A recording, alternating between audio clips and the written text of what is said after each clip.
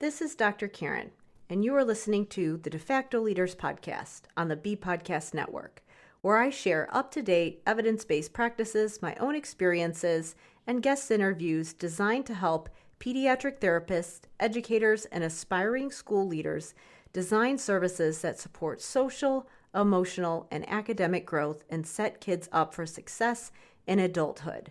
Whether you want to learn effective strategies for your therapy session or classroom, be an influential leader on your team, or find creative ways to use your skills to advance in your career, I've got you covered.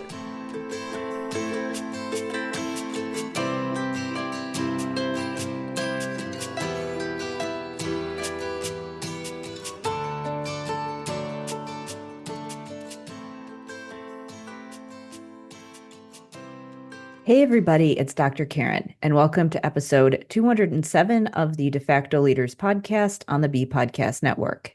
Many young adults enter their post-high school years without the executive functioning skills needed to thrive. This is often because the people in their lives underestimate the amount of support they're getting, and there's no plan in place to fade that prompting. When young adults enter college, they have to manage things like sleep hygiene, long-term projects, and manage their own screen time, among other things. And this is why I talk so much about using multiple service delivery models when supporting executive functioning, whether it be in the schools or private practice. Because many of these things cannot be adequately addressed without the right environmental scaffolding in place. That's why I invited Michael McLeod from GrowNOW Therapy to talk about why he uses a combination of direct sessions, summer camps with community-based activities, parent coaching, and educator training to spread the word about executive functioning. Michael partnered and worked with the Focus Foundation in 2015, learning from incredible doctors, neuropsychologists, and various specialists, gaining in-depth training and experience with ADHD and executive function research and development. He currently specializes in ADHD, executive functioning, social executive functioning, and parent coaching. From his experiences as an executive function specialist, Michael developed a distinct model of internal skills coaching to enhance these skills. Michael is a keynote speaker and has presented nationwide and internationally, training families and professionals on his unique GrowNOW treatment model for fostering executive functions and resiliency. In this conversation, we discuss whether graduate programs are preparing clinicians of multiple disciplines to work on executive functioning out in the field, what front-loading is versus traditional social skills sessions, the way they are commonly implemented, why helping families set boundaries around screen time is an essential part of the services clinicians offer, defining failure to launch and what it looks like in young adults, and situational awareness and its impact on safety for college students. And also be sure to check the show notes for the links to my previous interviews with him because it gives some additional context around why it's so important to set those boundaries around device use, as well as why it's so difficult for kids with ADHD to transition off of screens or start non-preferred tasks like homework and chores and other things like that. Also check the show notes for some links to some previous interviews that I mentioned, including episode 122 with my colleague Jill Fay, where we talk about executive functioning for college students, and also episode 193, my conversation with Seth Fleischauer, where we talk about distance learning, because we get into the conversation around the dilemma that we face with social media and when, if ever, it's appropriate to introduce it to kids. Finally, be sure to check out the School of Clinical Leadership, my program that helps related service providers develop a strategic plan for putting executive functioning support in place in collaboration with their school teams. Part of effective intervention really comes with utilizing multiple service delivery models. So leveraging the time that you have with direct sessions for students, but using those direct sessions as an opportunity to prepare students for situations and experiences they might be having in their day-to-day lives, whether it be at school or at home. And also using a team approach where you are not only providing direct intervention, but you're also focused on coaching other people who are interacting with your students so that you can ensure they get support across their day. To learn more about the School of Clinical Leadership, you can go to drkarendudek-brannan.com/clinical leadership. Now, please enjoy this conversation with Michael McLeod.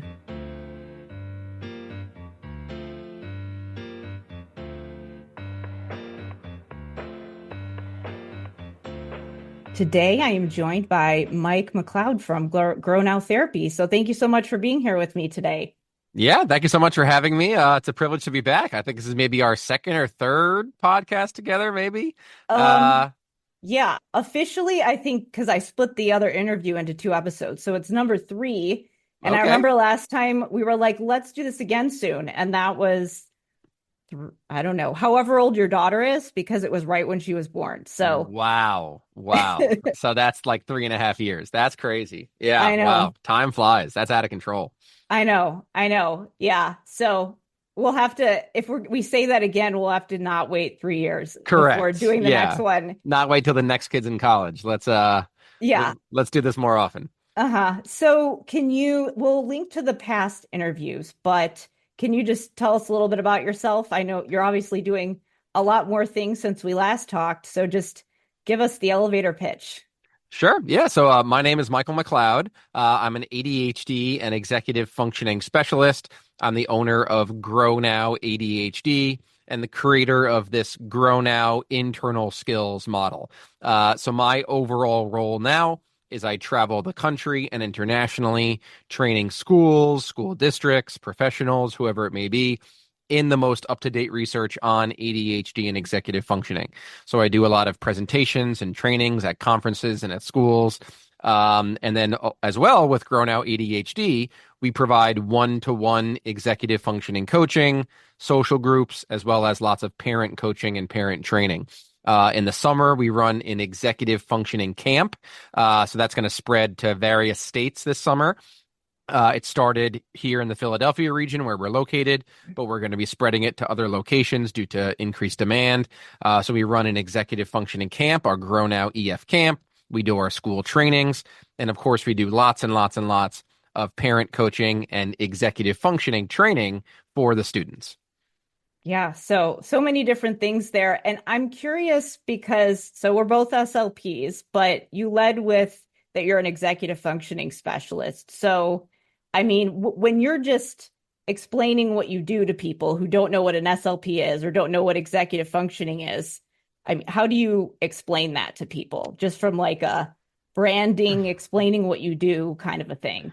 Well, overall, I really don't, my master's is in speech pathology. I started my career as a speech and language pathologist. So now it's really more of, I'm just pure into executive functioning. Mm-hmm. And that's more of why it's called executive functioning coaching, because coaching is this completely unregulated field where literally anybody can call themselves an executive functioning coach. Anyone listening to this right now can make a website and say, I'm an executive functioning coach. No education is needed, nothing like that.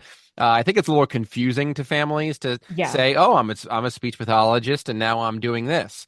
So really it all flows from this internal skills model that I developed of looking at the internal executive functions and not looking so much at hyperactivity, inattentiveness, time management, organization. So due to the success of this model that I created to strengthen executive functions, I really just go with that. I don't want to confuse families or, have any issues there. It's really just pure executive functioning. I don't really do speech and language therapy anymore. It's just pure executive functions, and kind of just, start there. Yeah, it is really confusing for families because Yes. I mostly am working with the clinicians, but I get a lot of parents who come into my trainings and they're like, well, I need this for myself or my child. And who am I supposed to go to for help? And so obviously, if I know somebody in a certain state that actually understands executive functioning, then I can make a referral. But it's really hard to even explain to families what they should be looking for and how they should vet a therapist. Like that's kind of what keeps me up at night, because sometimes I'm like, well, if I don't know somebody in a certain area or a state, then, and I just say, go to a speech pathologist or go to usually a therapist or another kind of therapist. And I don't know if they're actually going to get taken care of. So Yeah, yeah, that's, it's hard out there. And it's gotten so difficult that the American Academy of Pediatrics and the CDC had to come out and really simplify it for families because parents are constantly being thrown into these therapies and these counseling that Mhm. aren't helping at all. So I would Yeah. say, one of the roles now I have now with GrowNow is I do all of the intake calls. So when a family goes on the GrowNow website, wants to learn more about our services, they're going to call me and speak to me directly. And then when they talk, like I would say 99% of the families who call me have already been through several unsuccessful therapies in the past. Hmm. And they've wasted a lot of time, a lot of money on evaluations and therapies because really prominent and powerful doctors and neuropsychs, whatever, will send these parents to cognitive behavioral therapy even though the research is not there, and that's not a recommendation for ADHD by the American Academy of Pediatrics. So talk therapy, counseling, CBT, certain types of occupational therapy, neurofeedback, all of that stuff really is not evidence-based and not a true recommendation by the American Academy of Pediatrics. It's really that parent training piece. Medication management and parent training are really the core recommendations. And too many kids are just being thrown into these therapies, this, counseling, whatever it is. And the parents have no idea what's happening in the sessions. There's Hmm. no Yeah. parent coaching and there's no carryover. And this mindset of my child has ADHD, my child's struggling with executive functioning, my child has a screen addiction. Let me sign him up for therapy once, twice, or three times a week. And that therapist will give them skills to want to be on screens less. It's not going to work that way. ADHD and executive functioning are working memory problems. So they're very environment dependent. So the idea of sending a kid to therapy for an hour a week or a couple hours a week, and it's going to all of a sudden make them argue less at home or do better Hmm. at school or want to be on screens less, it's not going to happen. Yeah. And I think that's why when I'm talking to therapists, so the parent it's one thing of what the parents are saying. It's another thing because I get the therapists who are asking for help in executive functioning. And a lot of times what they'll ask, like I've had, I got an email from somebody, I think this was maybe a school psychologist, because when we're talking about executive functioning in the schools, it could be Oh, yeah. the teacher, it could be the SLP, it could be the psychologist, it could be the counselor, it could be the social worker, really any of those related service providers. And obviously, it could be like that in private practice as well. But I've had somebody email me and because I sent out these emails, what's your top question about language and executive functioning? And I had somebody say to me, well, this is what I need. They were like, I need a 20-minute lesson plan. And it's got to be in worksheets and it's got to have social skills. And she had this idea about what she thought she needed. And the framework was, I want you to tell me how to build these kids' executive functioning and social skills in a Mm. 20-minute session, like how many times a week? Because that's what they're kind of like, that's what you're encouraged to do in the schools. And that's the model that they're using. And so it's really about the model. And then in private practice, a lot of times it's the parent might expect they'll bring them to therapy and they'll expect that to be the model. And again, either situation, it's not going to work. Correct. Yeah, yeah. And, a lot of it is, kids are going off to college and they don't have the executive functioning skills to be successful because it was just academics, academics, academics, grades, grades, grades, test scores, but no executive functioning skills, no life skills. So they go to college and no one's there to tell them to wake up and go to class or put your phone away, put the games away, put YouTube away, go get some work done. So, school, obviously they're overworked, they're underpaid, Mhm. they're, really crunched for time. And, they just throw kids into social skills. They throw kids into lunch bunches. And, oh, we have 20 minutes to work on executive functioning. What are we going to do? When, the best way to build executive functioning is through unstructured free play, outdoor play, away from screens. You're not going to teach executive functions like you would teach, the Civil War or the periodic Mhm. table, like lecture based. That's not how it works. It has to be experience and relationship based. And the way our schools are set up, you really can't do that because everything is so highly structured and so adult directed. So every time I've seen a school have an executive functioning class or an executive functioning lab, it's all about organizing folders, organizing backpacks, highly structured social skills groups when it's really social executive functioning, not external social skills, tends to actually make behaviors worse. And that's what the research tells us. So social skills is something that this great neurodiversity movement has caused us to really second guess. Like, do we really want to work on social skills or do we really want to build internal social executive functions? Because social skills really don't work on the main goal of helping them make friends and keep friends. So the way schools are set up, they're kind of set up to fail in many ways with these IEPs, 504s, and parents now getting advocates and trying to make, in the past 5 years, we've seen IEPs go from, 10 pages to 75 pages. And we've seen 504s go from 5 pages to 20 pages, like every single copy and pasted accommodation, even if that accommodation is not realistic for college or the workplace. Yeah, and that's where, like, kind of going back to the service delivery model, it's kind of interesting how you have things set up because the way that I see, and I like big air quotes, social skills group, like in theory, you could be meeting with students or having an interaction with students, and that time could be useful, but not the way that we think about it. Because if you think about this social skills group as this is the whole intervention, obviously it's not going to work. But in theory, you could meet with a student to front load. And when I say that, people are Mm. like, well, what does front loading mean? And I know that you talk about front loading. It's probably something that you do in your summer camp. Like, I'm Oh, yeah. assuming you meet and then you go out and do stuff and then you probably come back and talk about what happened or like You got what it. like how do you explain front loading and then how do you have your some of your more community-based programs set up? Well, you asking that question, this is why I love coming on your podcast because you get it. You are the master of literally everything. Every single, I don't every know about single, that. every single mailing list I get from you is it's like who wrote this? Like this is unbelievable. Even if it has to do with syntax, it's the most beautifully written thing about syntax I've ever seen. Thank you. But this is exactly it. So with the way our summer camp works is we meet with all the students at our office and we do just that. We do front loading, which is a quick way of saying sort of building those future thinking skills. Because that's what executive functioning is. Mhm. Executive functioning is not time management organization. It's the ability to aim your behavior towards the future. What can I do now that's going to make my future self happy? That's executive functioning. And forever we looked at messy backpacks, messy folders. But the whole point of having clean folders, clean backpack is to benefit yourself later. I'm going to take Mhm. the time to do this really boring thing of organizing my backpack. I'm going to self-regulate and self-motivate towards doing this really boring thing now because later in class, I'm going to need to find A, B, and C. So let me do this Mhm. now because it will help me later. So in our camp, we all meet at our office. We do lots of future thinking like, okay, we're going to go to the mall today.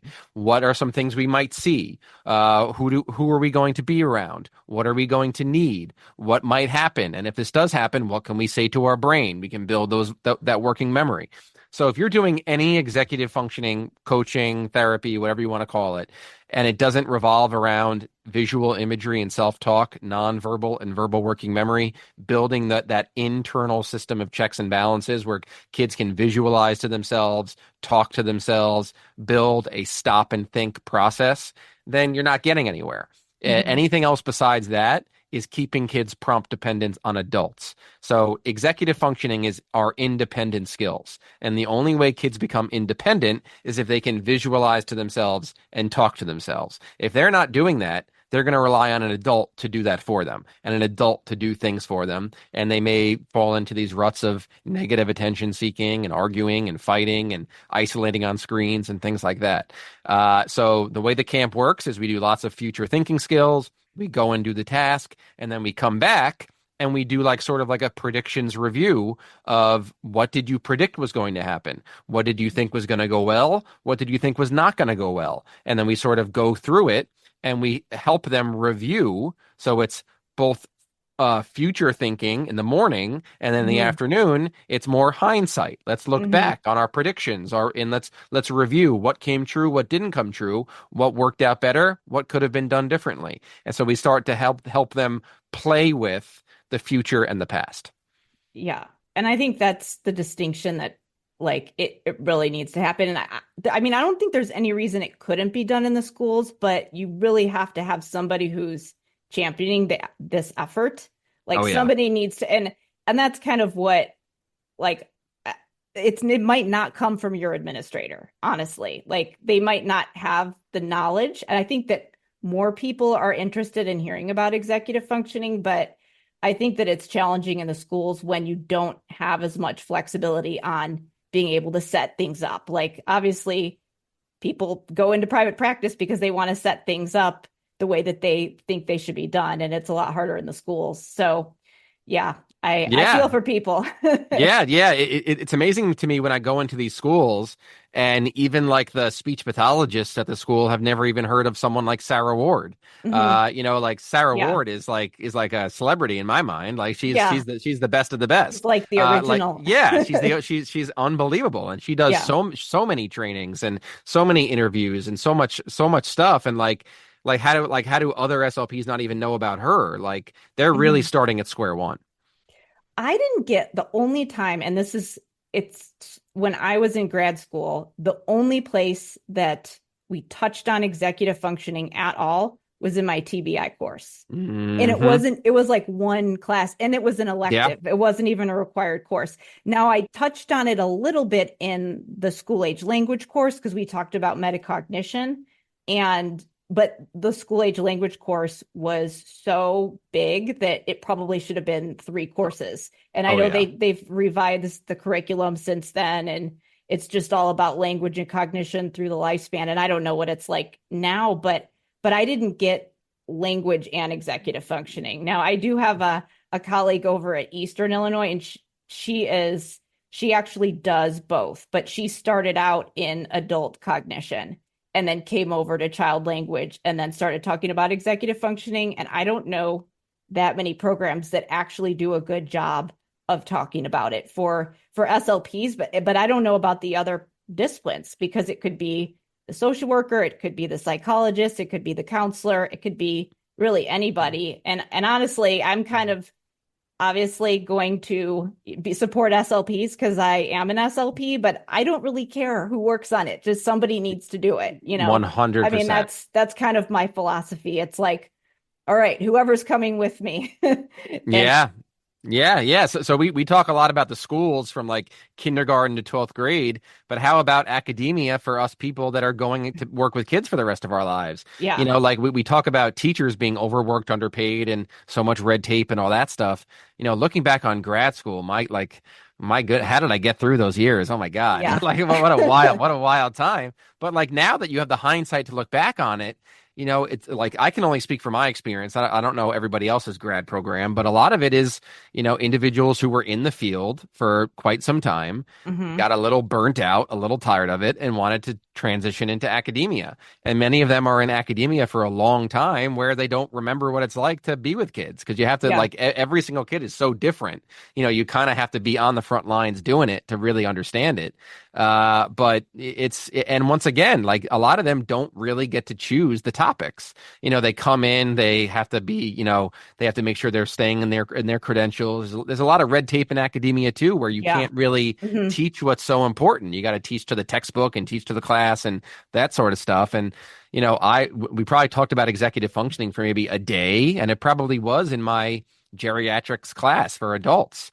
Yeah. So which is fascinating, but I was just so lucky enough to work with a nonprofit, the Focus Foundation, for years and years after I graduated, and work with these doctors and neuropsychs, and work directly with these group of boys and girls with chromosomal disorders. They all had ADHD, and I got, you know, frontline, hands-on training that people would have paid millions and millions of dollars for. Well, not millions, like hundreds of dollars for. Yeah. And I was That's just a so lot when you're in grad yeah, school. correct. Yeah. Yeah. I was lucky to have that experience, and that's what helped me to, you know, be where I am today. It was all outside of graduate school. Yeah, same here. I mean, had a good mentor, and I like to say I was talking about executive functioning before I was actually talking about executive functioning. Like my whole dissertation, I'm talking about metalinguistic awareness. I don't say Mm. the word executive functioning once, but really that's like I was teaching a strategy for like semantic features and retrieval. And so you have to do a lot of self-talk there. And so, I mean, really, you should be pulling executive functioning into your language therapy. But yeah, now when I talk about that, I say you're working on executive functioning right now, but I didn't back then just because it wasn't really in that like talked about in that context, and it probably should have been. Yeah, So, and this is part of the reason why it's so unbelievably misunderstood. Like you can go talk to, superintendents and people with, multiple master's degrees and PhDs, and you ask them what executive functioning is, and they're going to say time management and organization. And that mhm, is just so incredibly outdated, and it's causing them to get thrust into these executive functioning coaches where there's really is no real education and background there, and thrust into these executive functioning classes where they're just organizing and setting alarms and using schedules and paper checklists. And it's just so wildly misunderstood. And that's what really gets me so passionate to do these trainings and travel the world and train people and also be so upfront and honest about things like screen addictions. So, being so honest about what these kids need. And, that chart from Jonathan Haidt's book, The Anxious Generation, mhm. that shows social deprivation of 18 and below, and the total absolute plummeting of time spent face to face outside of school. That's the reason right there for today's mental health crisis. This generation of youth has gotten more therapy, more counseling, more socio-emotional classes, more accommodations, more IEPs, more 504s than any generation before. And yet we still have the largest youth mental health crisis of all time. And everyone wants to be like, what's wrong with the kids? Is it food dye? Is it what we're eating? Is it the cereal? Is it Kellogg's? Like, come on, guys. It's the screens. Yeah, We all know it's the screens. Nobody wants to admit it because adults know that if they take screens away from the kids, they're going to deal with hell for a couple of weeks. And nobody wants to deal with your kid crying and screaming and having huge behaviors. yeah, And we all know young kids getting crazy stimulation from screens, young kids on social media all day, young kids on school laptops all day. This is what's keeping kids indoors, keeping them inside, keeping them within the walls of the home. They're not going outside anymore. They're not playing. They're not moving. That's what's causing all this dysregulation. That's what's causing all of this school refusal. That's what's causing all of this anxiety, all these medication shortages we're seeing. It's all the screens. So I get a lot of hate messages every time I yeah. talk about I talk about the dangers of screens, but I know I'm right. I'm going to take a quick break here to talk about the School of Clinical Leadership, my program that helps related service providers design programming and interventions to support students' executive functioning in school settings. Social skills groups are often seen as the entire intervention. And when they're delivered this way, they're often done in an academic format where an adult is leading the session and kids are answering questions or discussing various social rules and scenarios. This is a very small piece of what needs to happen. When we think of social skills intervention as just a lesson plan or social skills group, kids get really good at answering questions about how they should be acting in hypothetical situations. However, they often don't transfer any of those things over to real life. This is because real social interactions are not academic situations. We're actually not working on the skills preventing kids from using the information and knowledge we're trying to give them. In other words, we're not building the executive functioning skills kids need to be successful in social situations, not to mention other areas of life. Before you can successfully implement social skills intervention, you need to have a solid understanding of what executive functioning is, both the internal skills and the external behaviors, what successful intervention looks like and who needs to be involved, and what service delivery models can effectively address executive functioning. This is exactly what I show you how to do in the School of Clinical Leadership. In the program, you'll learn why kids continue to experience anxiety or behavioral challenges, even though they're going to therapy or have a behavior plan, common mistakes multidisciplinary teams make when teaching executive functioning, and how to correct these mistakes, why kids struggle with problem solving and friendships, even though they're going to pull out therapy and social skills groups, and most importantly, how to help your team work together to figure out solutions to all of these things. If you are in a related service provider role, if you're a speech pathologist, social worker, counselor, psychologist, occupational therapist, or other professional on a school team supporting students, you can emerge into a leadership role on your team and help to guide these interventions. I help you do that in the School of Clinical Leadership. To learn more about the program, you can go to drkarendudek-brannan.com/clinical leadership. Well, and yeah, I mean, I could talk all day about the screen issue, and I mean, I notice myself all the time. We were like, let me check my email. Why am I on Instagram right now? Like Yeah. I Yeah. notice myself all the time too. And I was thinking about it because I used to read for fun a lot. And since I've been on social media, I've noticed that's gone down in myself. And, as an adult who has an awareness of this, kind of freaks me out a little bit where I'm like, what's going on here? Like maybe I need to, you know, I was talking to my husband the other day and I was like, what would happen if we went back to like the flip phones? Could we Oh do man. that? Oh my I don't God. know. I There- don't know. there's nothing I would love more than to take my phone and just throw it in the ocean. Just like I never want to see it again. I'm so tired of Instagram, so tired of social media. I've tried to like hire people to run my Instagram for me, run my Yeah. Facebook, but of course they don't know what to post because they don't know that they're not a Yeah. complete Oh executive yeah. functioning nerd like me. So they end up I just know all about that. they end up just plagiarizing other people. So it's just like it's so difficult. It's so hard.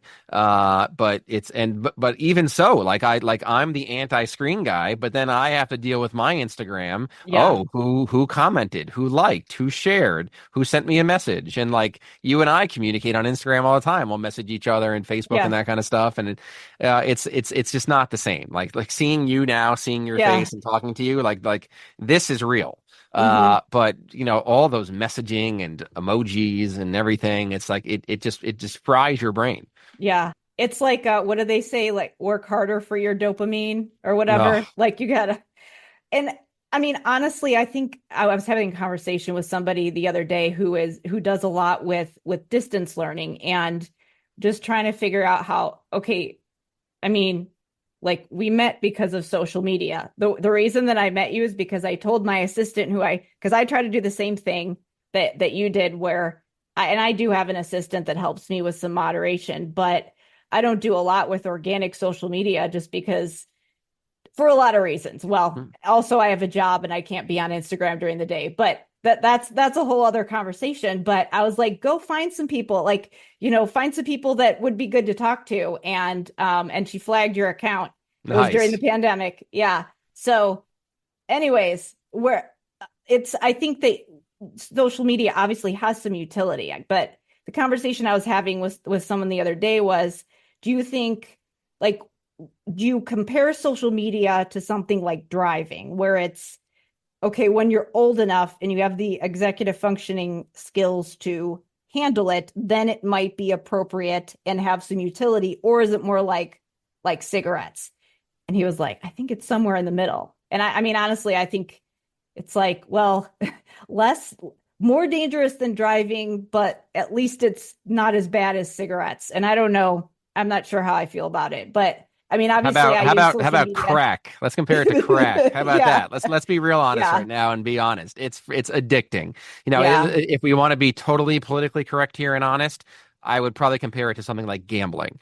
So Yeah, yeah, that's probably a yeah. good So yeah, just comparison. just just straight up gambling. Like it's one of those things that not everyone needs to do. Some people do it, but once you do it, you get hooked on it. Hmm. It's basically gambling, and giving kids school computers is like having a slot machine right in front of them, and you're asking Yeah. them to listen to a boring lecture about the Civil War, about the Pythagorean theorem, about the periodic table, and they have open access to the internet in front of them when they're 15 years old. Are you kidding me? No 15-year-old has that level of self-regulation and self-control. If I had a school laptop in high school or middle school, I would not be here today. I would be working an entry-level job somewhere. I wouldn't be able to control myself. I'd be on Minecraft all day long at school.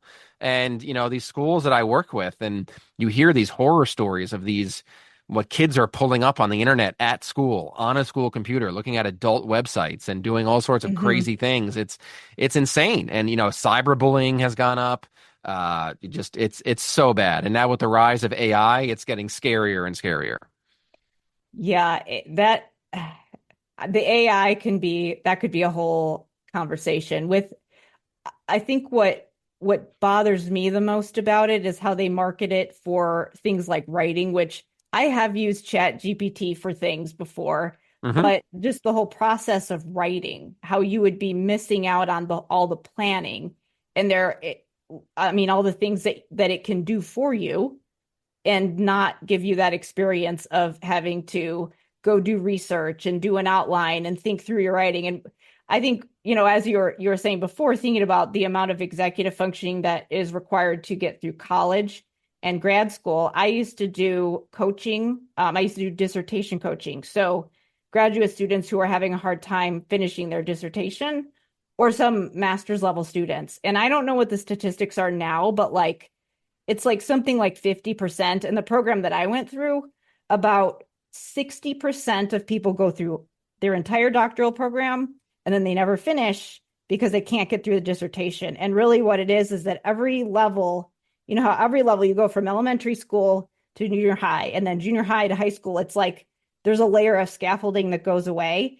And there's a big amount of scaffolding that goes away when you're a graduate student and you have courses and then you have to do this big research project and you have to do everything by yourself. And a lot of the people that were coming to me were like, they think they need an editor. And I'm like, you're in the home stretch by the time you're editing a dissertation. It's Yeah. like hands down, I was doing executive functioning coaching. Like I was talking to this one guy and I'm like, okay, so how long does it take you to drive to the gym to do your CrossFit workout? Could you maybe just for this couple weeks work out in your garage for 30 minutes so that you don't waste 3 hours? So it was all about like, let's think about your day and how you're going to plan to work on writing.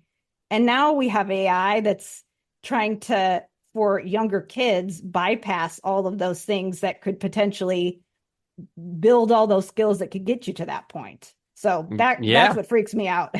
Yeah, writing is the number one academic task that requires the most executive functioning. Yeah. Most kids with ADHD really struggle with writing. They'll stare at a blank Microsoft Word doc or Google Doc for hours instead of writing a sentence. Mhm. Writing requires a lot of self-regulation. It's very, very slow. It's very tedious. It's very meticulous. Lots of self-motivation, lots of delayed gratification with writing.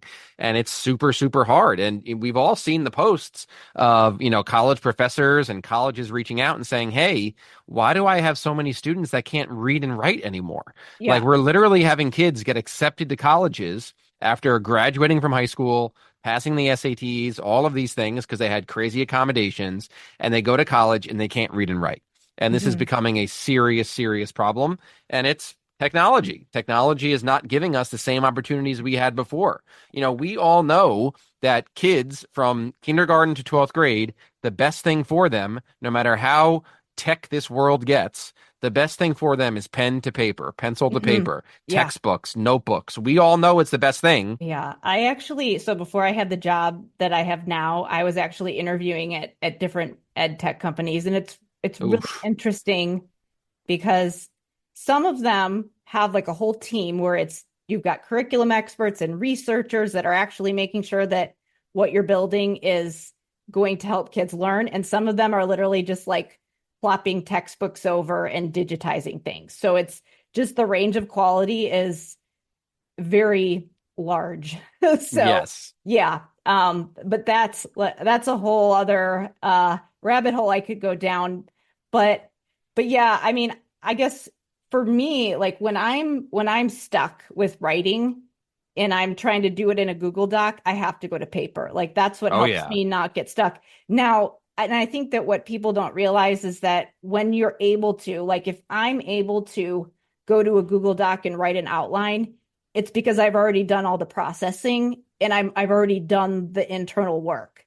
And if I can't, then I'm like, oh, I need to go over here. But if you don't give kids that opportunity, which I think sometimes when we just go right to the screen, people like even the adults don't realize why kids are getting stuck because you kind of take that process for granted if you do it so automatically. Yeah, yeah. Like people don't realize just how much of an instant gratification world these kids are growing up in, and their Yeah. brains are getting hardwired towards instant gratification. And what's one of the greatest predictors of success for human beings? The ability to delay gratification, like that Mhm. famous marshmallow test taught us, and everything else. Yeah. The ability to wait. Wait to play that game, wait to eat that snack, wait to do boring stuff now, have fun later. People need that skill. Everything is tied into delayed gratification, self-regulation, frustration tolerance, social skills. Everything requires delayed gratification. When you're with a peer having a social dialogue, you have to delay your gratification to listen to them and listen to their topics and listen to what they want to say and what they want to do. So you need to be able to delay gratification for social, academic, and home. At home, Mhm. you gotta get your homework done. You gotta follow the bedtime routine. You gotta put the screens away. You have to go outside. You have to do your chores. You have to put your phone away and sit and talk to your family at dinner. Delayed gratification is needed in all areas of life. And by giving kids screens, by not having them read and write, the very slow process, not using pen and paper, and just throwing screens in their face, we're hardwiring their brain towards instant gratification. They're going to college. It's sink or swim. Most of them are sinking, and they're just not prepared for life. So I know that you work with people from probably young kids all the way through adults, but Yep. like what so because I mean I think there's a number of different paths. Like some people are going to go to college, some people are going to go right into the workforce, some people might go to trade school.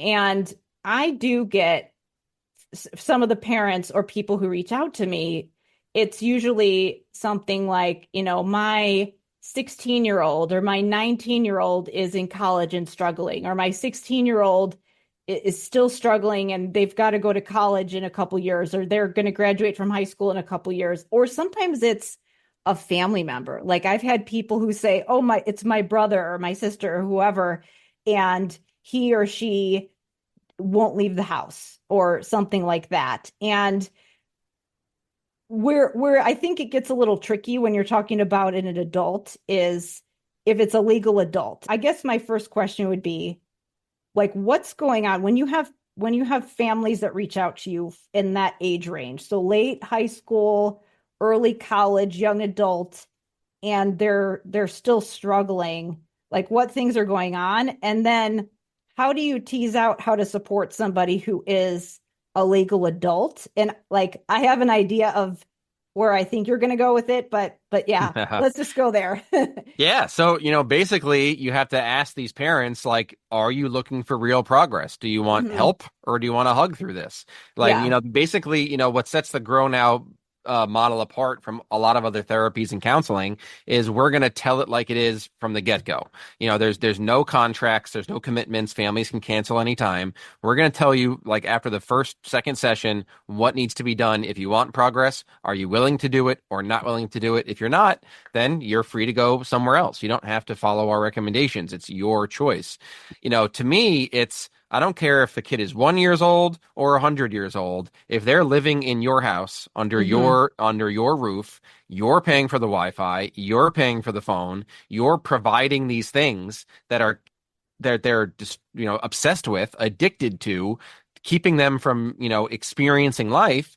That's the problem. Yeah. How many kids are flat out school refusal and sitting at home playing Minecraft all day or watching YouTube videos of other people playing Minecraft? That's why they're not going to school, because home is a drug-filled, addicting environment. Why would you possibly want to go to school when your home is so screen-filled?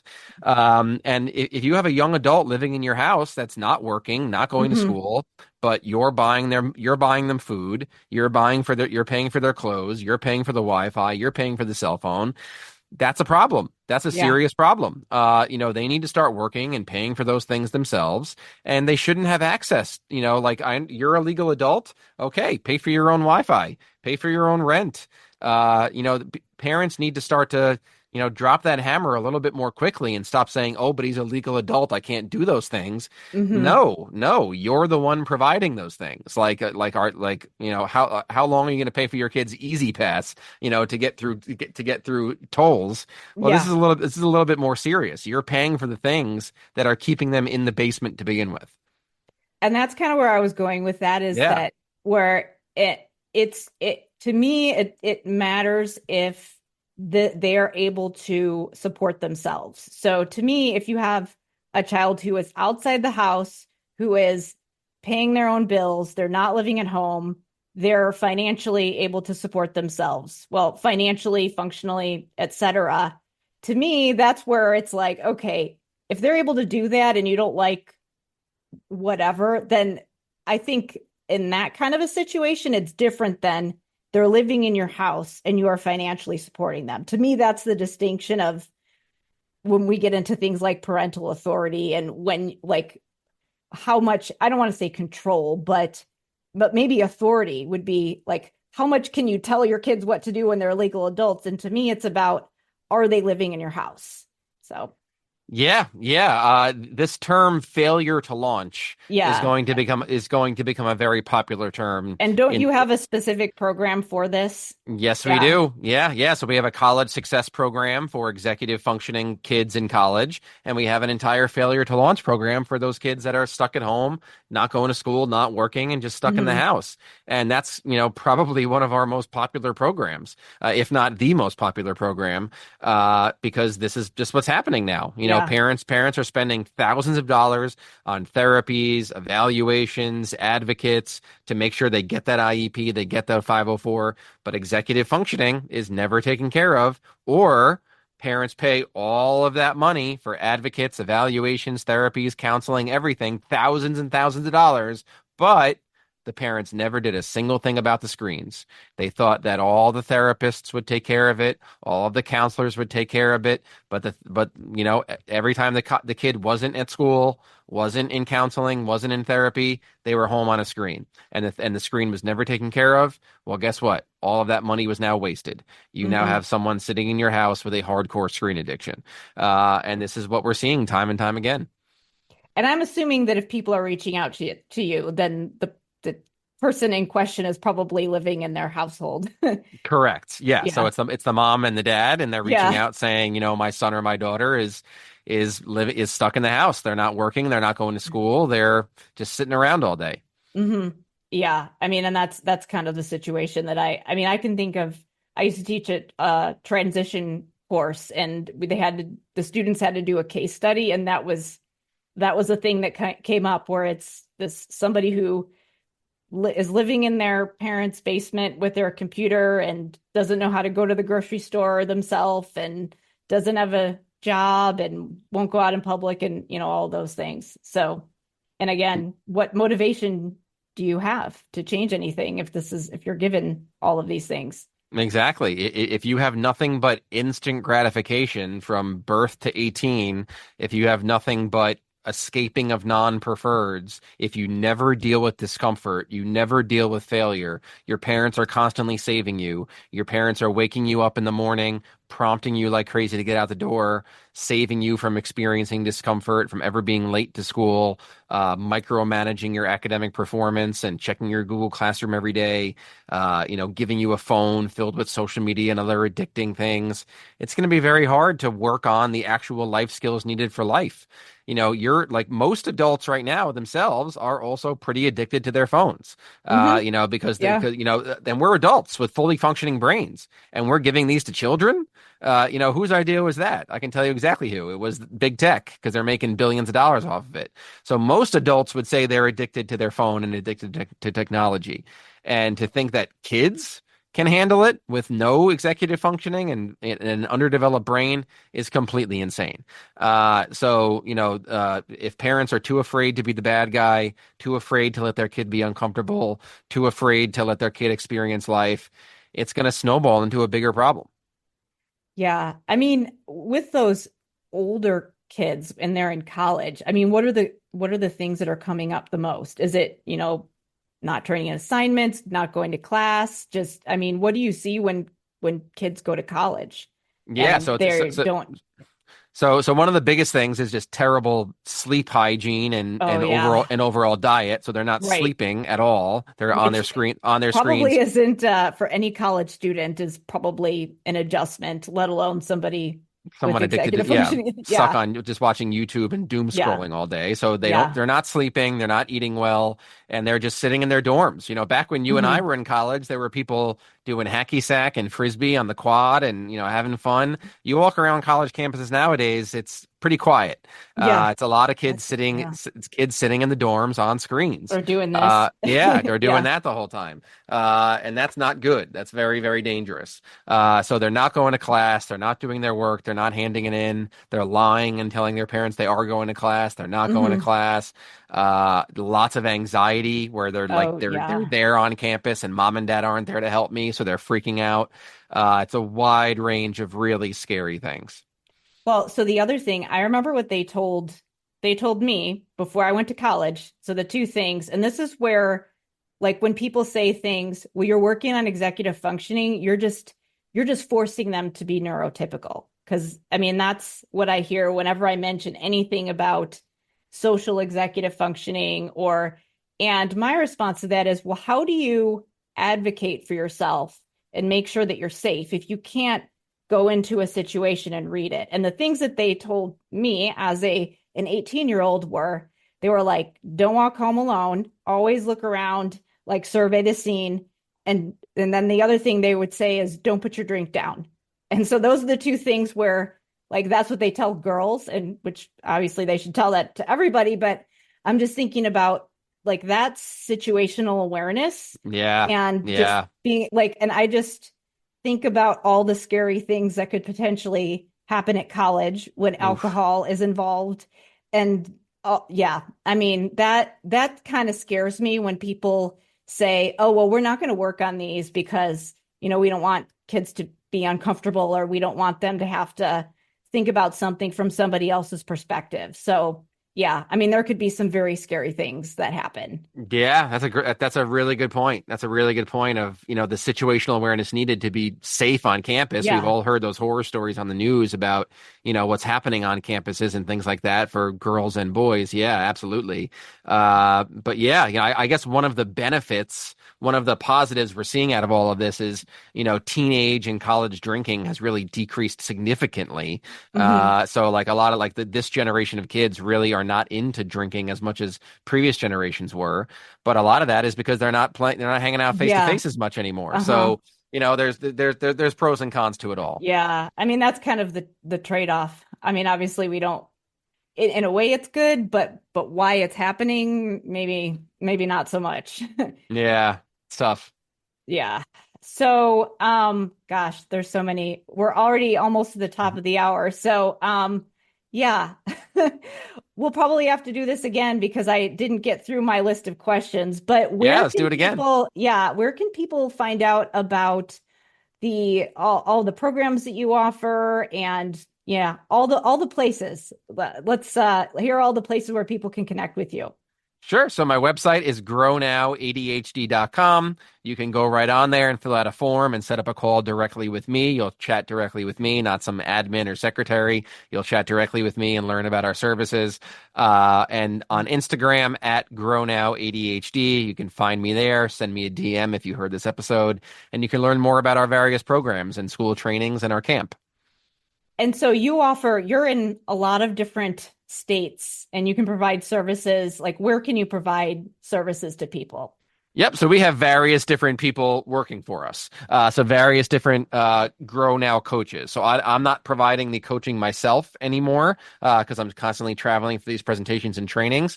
So obviously the families will work with someone who's licensed to work in their state and, able to provide that type of services.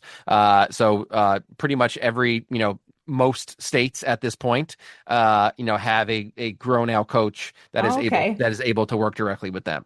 Okay, good to know. I didn't know that. So cool. Well, that's good for me to know because I always need places to send people. So there you go. Yeah, that's good stuff. Well, we'll link to all those places, and thank you so much for being here with me. Thanks for having me, and thank you for all you do, Dr. Karen. You are a true pioneer in this field, and you provide. Oh, you can see someone walking down the stairs there. Yeah, okay, yeah. Thank you so much for everything you do, your mailing list, your podcast.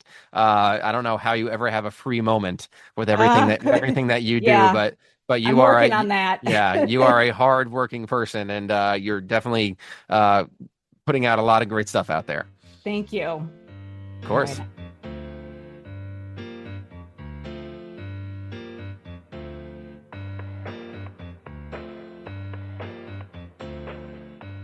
Thank you so much for listening. Be sure to check the show notes for all the resources that were mentioned in this episode.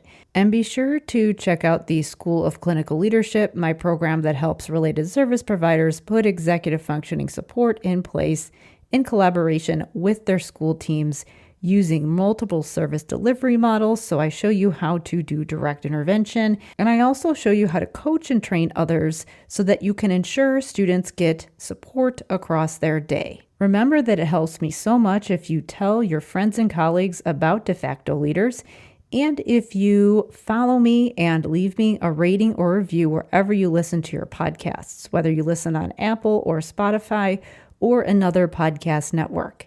And finally, if you're interested in collaborating with me, if you'd like to invite me to be on your podcast, if you would like to be a guest on De Facto Leaders, or if you have a suggestion for a guest for De Facto Leaders, please email me at talktome@drkarenspeech.com. As always, thank you so much for listening, and I will see you next time.